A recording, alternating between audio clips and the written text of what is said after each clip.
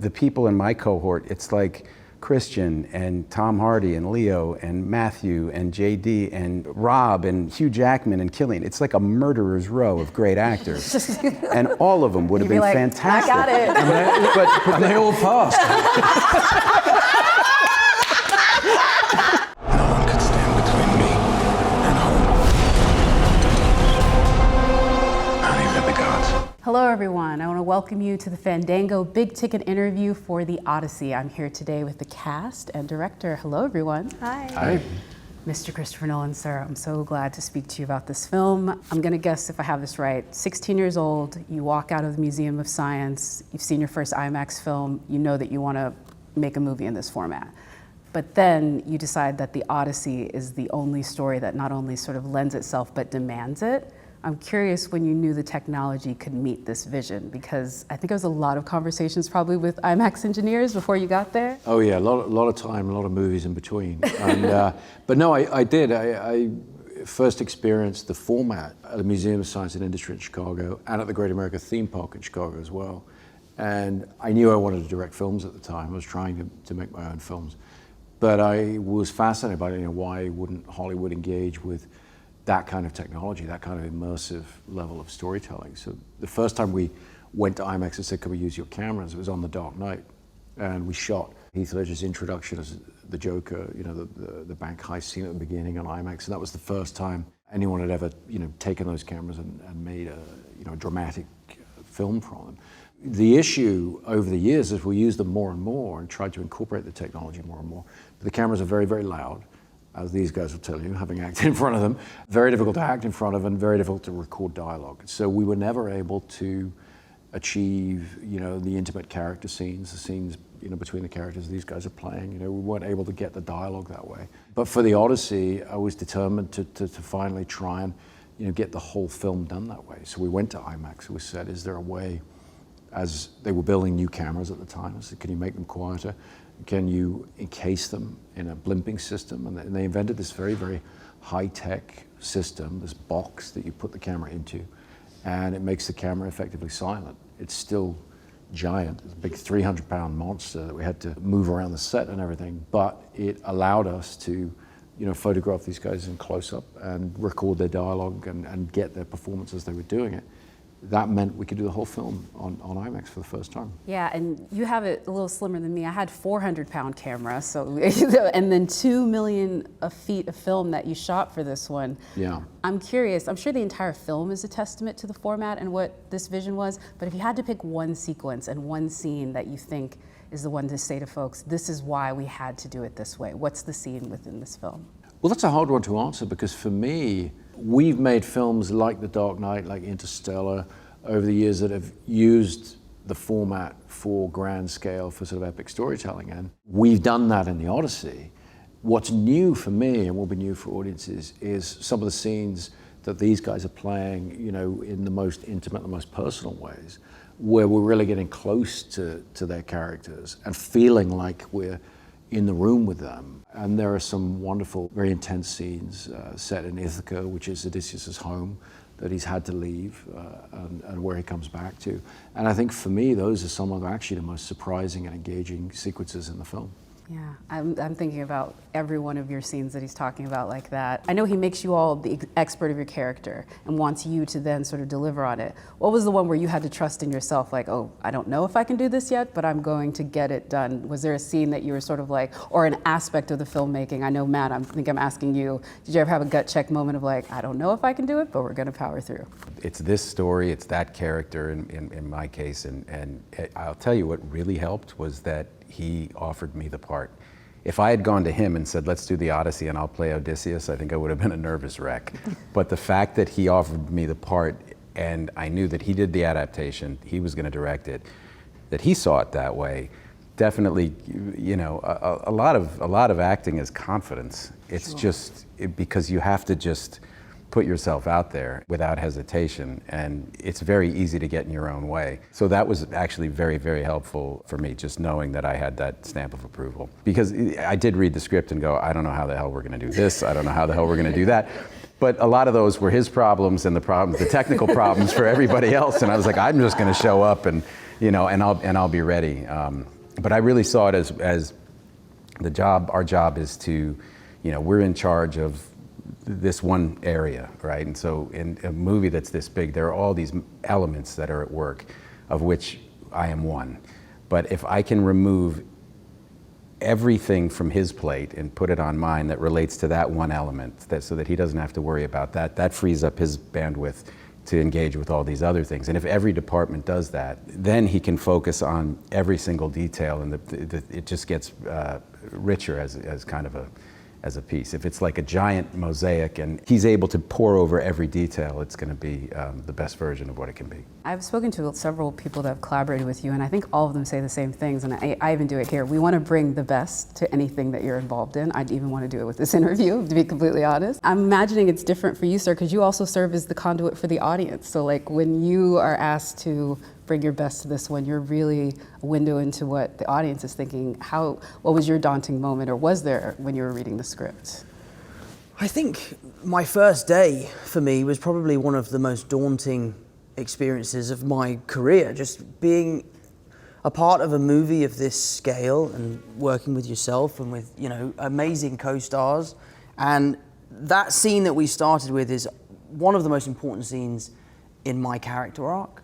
And it's a very emotional scene. I was sat with John Bernthal, who's a good friend of mine. It was also his first day. So, you know, there was a lot of uncharted waters for us. And I remember it was really challenging. It was a big scene. We finished the day. You gave me a hug and a pat on the back. And when I left that day, it wasn't until I left the set that I was like, oh, I can totally do this. Like, I can swim in these waters. And it was just about getting through that first day with John and, you know, your direction and stuff with Lupita. And it was an amazing experience. And, you know, working with the IMAX camera for the first time is an experience. It is unlike anything I have ever seen before. And I didn't know that it only ran for 3 minutes. So I remember you would continue cutting. And I was with John, like, why does he keep cutting? You're the third person I've spoken to that's mentioned this. John did this? Doing that. And I like, in my head, I'm like, does he not like what we're doing? Like, what is happening? And then I remember it was actually George Cottle that was like, no, there's only 3 minutes in the mag. I was like, oh, thank God. I thought He keeps I was cutting totally in the middle of the line. the bed in this scene. That's a very common refrain, by the way. John said that, Lupita said that, and they were all kind of commenting on that. But you're incredible in that scene, and I'm so glad you put that out. I love that scene so much. But, man, Miss Anne Hathaway, you were so good in this movie. All of y'all are amazing, but you were so good in this movie. Look who I got to work with. Come on. I mean, I really, you were bathing in riches, sir. Like, you were kind of playing with this casting already, but like, they're all so good. But I'm curious for you, Penelope is such a layered character. She's enraged, but she has to be like the queen. How did you apply that? I mean, I'm basically saying, I think that's the most daunting part of your character, is how reserved she has to be. So how did you pull it off? Well, thank you for thinking that I did. I really appreciate that. I loved that. I loved that aspect to her. I loved, when I read Chris's adaptation, I loved how rich the character was, without denying the Penelope that we all kind of thought that we knew. And I remember thinking, well, what if, you know, the thing that everybody talks about, the, you know, the picture of modesty, the paragon of patience, what if she was clever enough to understand that's what was going to give her the most freedom, to be, for her true self, to kind of have a much more oceanic experience of her emotions. And what if the person that really gets to see all of her is that man right there? And in a time period where, I mean, that's still rare in these days, to just take up space as a person, and it's harder for some people than other. There's more space given to some people than other. And who Penelope was the time that she lived, there wasn't a ton of space given to her. There was a role that she had. And she was expected to fulfill her duty more than she was expected to be a person. And I just thought, well, wouldn't that just be the greatest tragedy if you found your person, someone that you can be your full self, your realest self in front of, and then they get taken away because of something that doesn't even feel like a noble reason, you know? But you both know that you have to honor this responsibility that you have, because you have the privilege of being a ruler, and with that, you have the fate of so many people resting on your ability to not make the selfish choice. So I just kind of focused on all of that, but I wouldn't have been able to do any of that if Chris hadn't have written it if he hadn't guided it and created, space for that in the film. And wrote her so well. And written her so well. But by the way, it was true. It was true because sometimes you worry about over-rehearsing lines, you worry about becoming overly familiar with them. These were almost like, I was like, oh, we did work on Oppenheimer, these are nuclear. Like it was just this renewable energy source to all of these lines. There was something that felt timeless and evergreen about them, and I could never find the wall with them. They just had that energy to them. Matt, you've talked about how this was the film, like you are glad that it came to you now in your career and after, over 100 credits. I'm curious, what was it about this time that made it the right time? What made it perfect that you were getting this opportunity with this film at this moment? Because it was so challenging in so many ways, not only for me, for everybody, and because I'm acutely aware of how rare these opportunities are. I think there was probably a time early in my career when I would have complained about being cold or wet or any of the, or uncomfortable basically. I felt so joyful the entire time I was there. I felt it because I was looking around at people who had the same priorities as I did, who really wanted to be there. And there was no question that everybody felt lucky to be there. We felt like we were making something because it was an atypical production. We were shooting in a format that had never been used. We were shooting it the way Chris works, which is everything's in camera, everything's practical.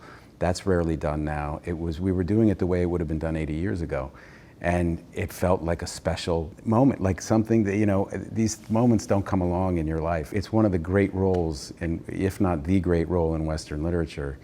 And I had a chance to play it. And Chris normally hires out of the pool of actors that he knows and works with. And had he stayed inside his stable of actors, I mean, the people in my cohort, it's like Christian and Tom Hardy and Leo and Matthew and JD and Rob and Hugh Jackman and Killian. It's like a murderer's row of great actors.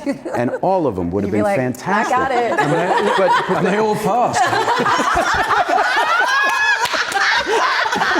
What are the chances that every single one of them would pass, right? So I'm sitting here going, well, he's about to look outside. I better take this.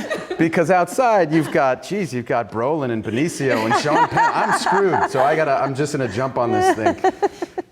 So anyway, I felt it came at the perfect time in my life, and it did require kind of a comprehensive, I think for all of us, it was a 24-hour-a-day job. Yeah, so that's belying it. He's brilliant in this movie, y'all. Absolutely brilliant in it. And I'm just trying to, because we're gonna be talking about it for a while, so he's good. Tom, sir, you've also spoken about how this film was a bit of an education for you. Like you learned a lot on set. I mean, I learned a lot just getting ready. The press notes for this are like a novel. They're amazing. What do you think is the thing that you're gonna hold most going forward in your filmmaking career that you learned on this set? I'd say it's probably from you, Matt, to be honest, and it's the art of positivity and perseverance. It's the lesson that you'd hope the audience learn from Odysseus when watching the movie, that perseverance, and from Penelope also. But it was his ability to come to set every day. You're the hardest working person in the room doing what you're doing, and there was always a smile on his face. He was always kind to everyone in the crew. I think you really set the tone for us as the actors as how we should behave on your set. No experience will be as challenging as making this movie. So getting through it in the way that you did and moving forward and, not complaining when you're cold or uncomfortable or on the side of a mountain. I second that. Matt's an extraordinary number one on the call sheet. Yeah. We were all thrilled to be there. It's not like we needed a reminder to be grateful, but to realize that Matt would have come in having just run the gauntlet the day before and come in the next day so excited to be there. You didn't take a moment for granted, and you're like, oh my God, he gets to be here for 10 months. I'm only here for this part. Yeah. Better not waste a moment. And when they see what they put him through, this is gonna get I remember being at the hotel on a day where I wasn't working, and then I would see you all come back from work, and it would scare me. I'm like, I work tomorrow. What the hell? Person who's not here, but I would say that she's the conscience of this film, and that's what Zendaya is doing with Athena. I heard from you, she got the only perfect. Oh yeah. Look at you're like, Yeah. I know where this is going. It was a topic of discussion. Oh yeah. For sure. Still waiting for mine. Can I ask what the perfect scene was so maybe folks can look on what got you so delighted that day? I don't even remember which one. She was always perfect. Wow. Always perfect. Hold on, do you feel that? Do you feel it? You might take a little bit of that. I felt guilty when I first heard that they were complaining about it, and then I realized it's kind of on them, not me. That's that humour I was telling you about. Catching strays, right? Bars today, sir. You got bars today. This is not y'all's first collaboration. Obviously, this is your third movie with Mr. Nolan, but I'm curious for both of you, what have you seen in his evolution over this amount of time, or is it the same? Like, I'll start with you, Anne. What have you seen his changes as a filmmaker, if any? I think I'm able to see more. I just think me being in a different stage in my life, I'm out of my 20s, I'm a mother now, I have a family. I think I'm able to appreciate more the person that Chris is. I've always been in awe of the filmmaker that he is, and he always seemed like a wonderful person. But now I understand how unusual it is to have someone who's as brilliant an engineer as he is to design the film, not just design the film itself, but then design the making of the film, what it means to have an artist's soul that can bring all that beauty and truth to it, but then on top of all of that, to just be a person who walks through this world who's trying to figure it out like everybody else. I was inspired by that when I was in my 20s, but now that I understand how rare it is, I'm even more in awe of it. And then for you? I am actually his age, so we were born the same year, and by the time we worked together, we were in our 40s. I mean, I think he's grown a lot since he's worked with me, but no, leaving that aside, no, it was I just loved working with him. We started on a glacier, on Interstellar, a glacier in Iceland, and he was, running around, and it was very much like this. Everybody was in it together. It had that expedition feeling, we're all with crampons on the side of a glacier, and Chris was there with his jacket unzipped and no hat and not complaining and just totally focused on what we were doing, and I loved it. He shoots like as if it's an independent film, so irrespective of the scale, and this was the biggest scale I've ever seen or been a part of, it's this incredible ability to understand ahead of time the story so well that he collects all the elements he's going to need, but he's not prescriptive about how he deploys them. So he knows he's going to use them, but he really lets the performances come organically. There's a lot of creative freedom for everybody who does what we do within this kind of architecture that he sets up, and so it feels captured and it feels like an independent film, and yet it's on this scale, and it is an unbelievably difficult thing to do without gripping onto it too tight and choking the real life out of it. I mean, I started as a fan of his movies. I just really genuinely enjoy them, whether I'm in them or not. Seeing how he does it up close, I understand a little more why. I think we've all gotten to see that over the course of your career, sir, so thank you all so much. I want to remind all of you that you can buy tickets for the Odyssey on Fandango in any format, but we highly suggest you see it in IMAX 70mm. I want to thank you all, and tickets are on sale now.